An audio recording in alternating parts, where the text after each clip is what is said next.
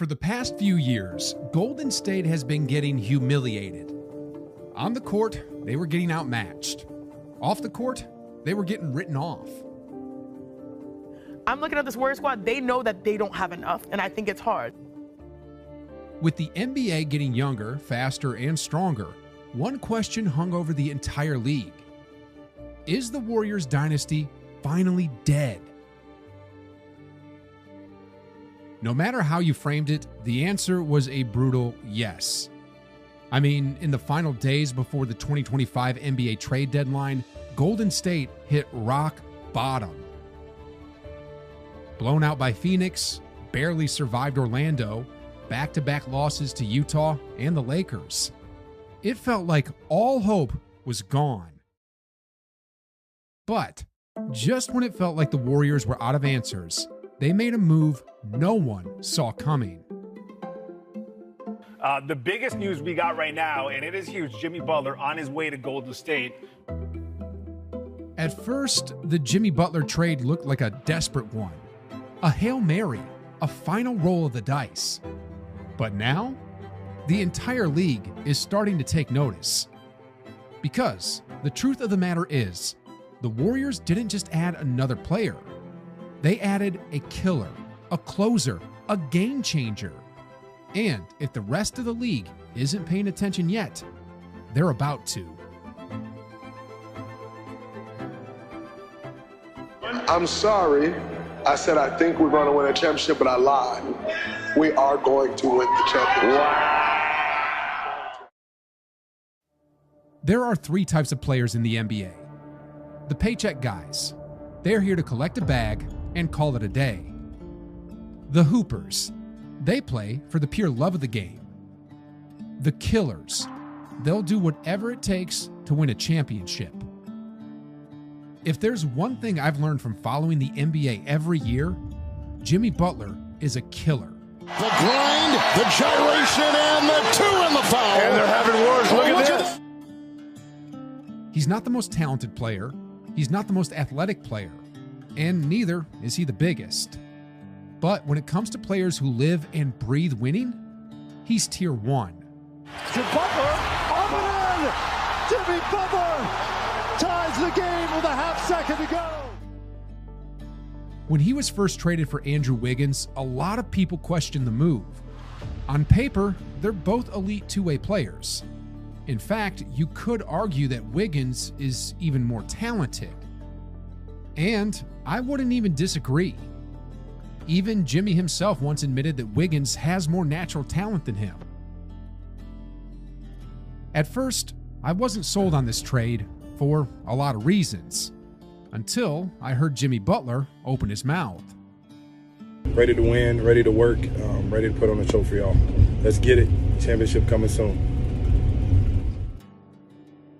One thing is obvious now. The Warriors didn't just trade for a player. They traded for a mentality. Golden State needed more than just another star. They needed a killer, a dog, someone who believes and someone who would bring relentless energy and an obsession with winning. And that's exactly what they got with Jimmy Butler. Butler calling for it. Goes right at Murray. Foul. Count it and one. Think about it. For 2 years, he willed a team of underdogs to heights no one thought possible. He beat the best player in the conference. He took down the best team in the conference. And he did it all without a second All-NBA talent by his side. If you just look at his numbers, they don't scream superstar. But that's the thing with Jimmy. His value goes way beyond the statistics. There's a reason he's been to 2 finals. There's a reason, he has the reputation that he has. And let's be real. There's only one reason the Heat stayed relevant for the last 5 years. Jimmy Butler. Finds Butler. Butler turns, fires. It's good as the shot clock expires. Jimmy Butler. Now, here's the wildest part. This time, he's not leading a squad of misfits anymore. Because now, he's standing shoulder to shoulder with the best point guard in NBA history.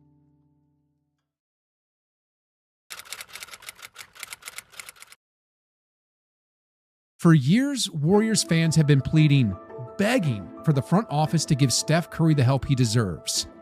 And now, not only did they get him a co-star, they got him the perfect weapon.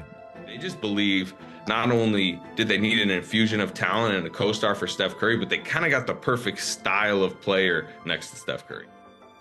Here's the full breakdown. First, Jimmy does what Steph can't, get to the free throw line.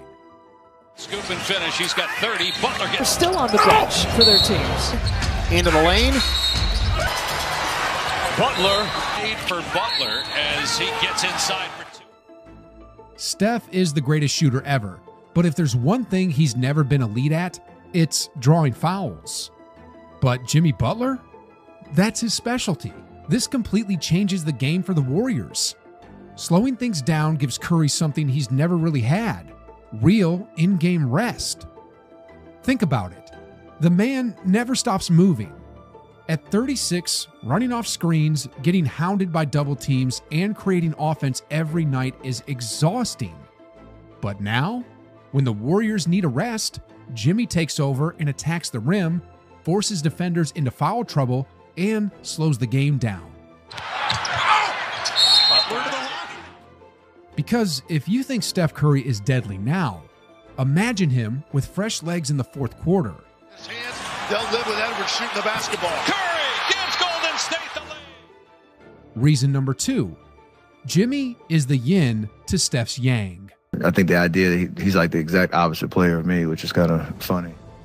The Warriors have always lived and died by the three-point line. And defenses, they knew it. That's why they started loading up on the perimeter, chasing shooters off the line, daring Golden State to beat them in any other way possible. But now, that's not an option, because Jimmy Butler is the exact opposite of Curry. Steph kills you from deep, Jimmy kills you in the mid-range, Steph is finesse, Jimmy is brute force. He's a nightmare to defend.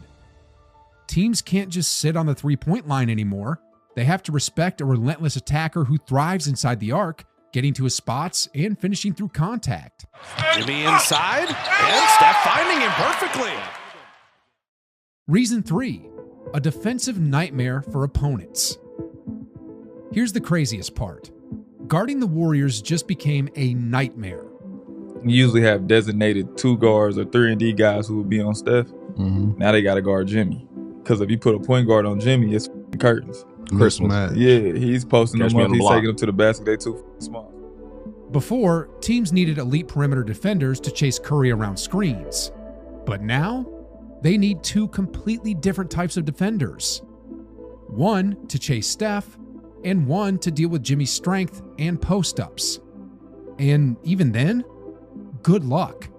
Just ask Drew Holiday, one of the best defenders in the league, how fun it is trying to stop Jimmy Butler in a playoff series. The last 6 make it the last 8 for Miami. If Jimmy Butler could take a bunch of undrafted players in Miami and turn them into stars on the biggest stage, imagine what he can do with the Warriors' young core. Kuminga, Moody, the Postman, Santos, Podziemski. Now, I'm not saying Jimmy is about to turn these guys into all-stars overnight, but trust me, you'll see the difference.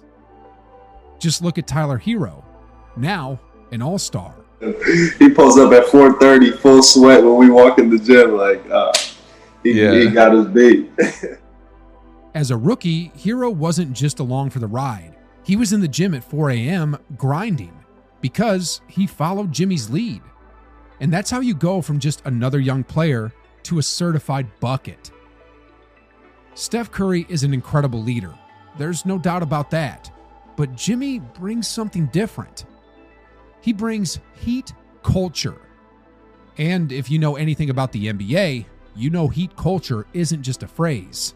It's real. Miami has overachieved for years because of their mindset, their toughness, and their refusal to back down. And the face of that culture? Jimmy Butler. Well, now he's bringing all of that to Golden State. I mean, just imagine, if Kuminga could get any of that upgrade that Tyler Hero got from being around Jimmy, the league is in trouble.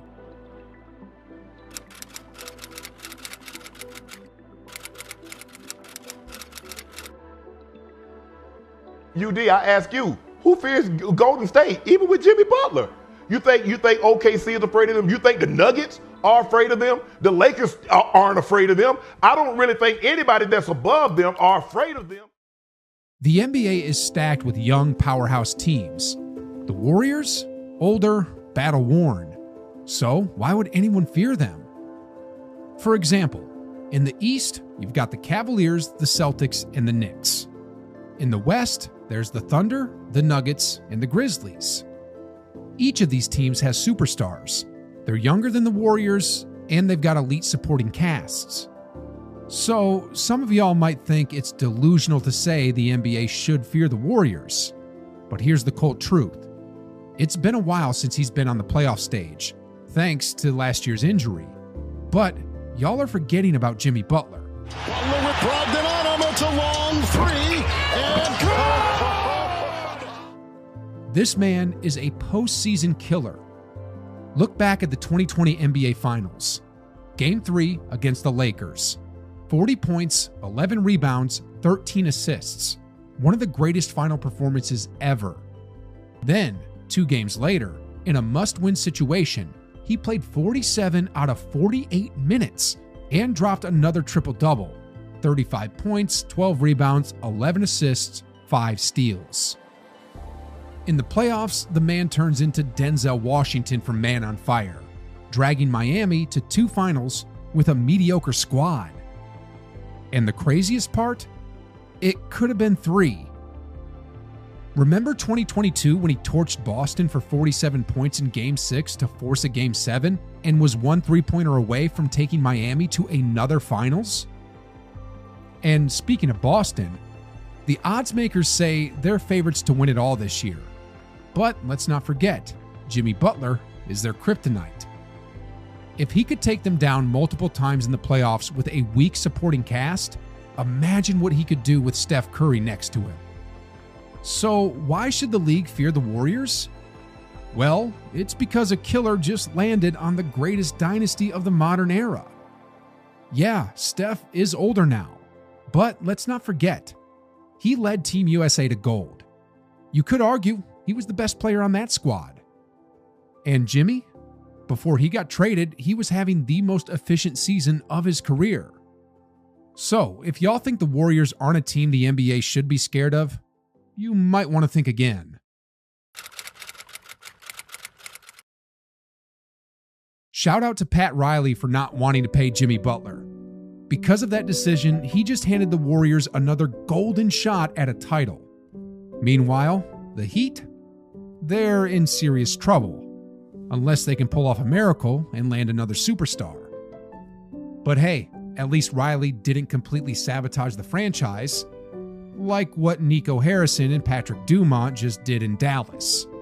Those guys are basketball terrorists. They didn't just ruin the Mavericks, they killed the entire city of Dallas.